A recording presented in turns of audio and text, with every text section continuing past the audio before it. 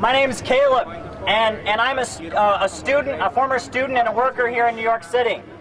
And I want to begin by giving a shout out to all the youth who couldn't come today because they're locked in the prisons, in a prison industrial complex where profits are made from jailing people away. Youth who are being picked up and jailed for things that are not criminal, things that they shouldn't be jailed for.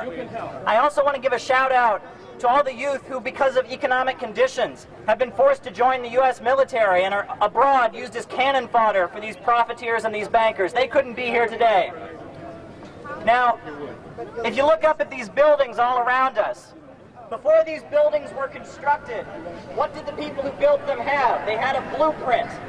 They had a blueprint and a plan. And then they went to engineers, and they went to construction workers, and they constructed the building.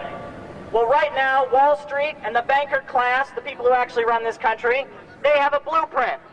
And it's written in all of their Ayn Rand and Milton Friedman textbooks.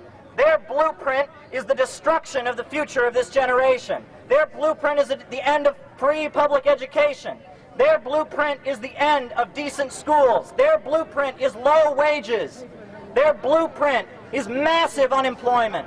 Their blueprint is massive home foreclosures. Their blueprint is massive destruction of the future and the end of the social programs that keep people alive. That's their blueprint, and they're mobilizing around it.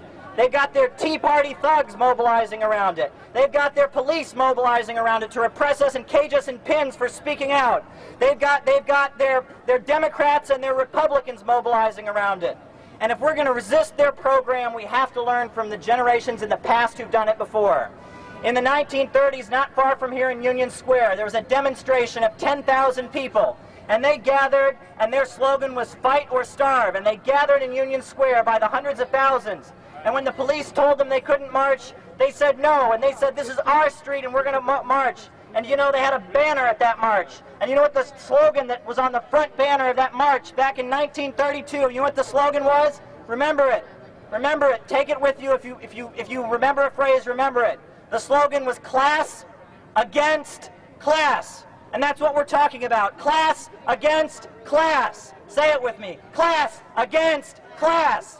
Class against class. It's not about Democrat versus Republican. It's not about a liberal program or a conservative program. It's about the banker program versus the people's program. That's what's going on. If we're going to resist, we need a blueprint of our own. We need to design our own blueprint, and we need to start implementing it in the streets.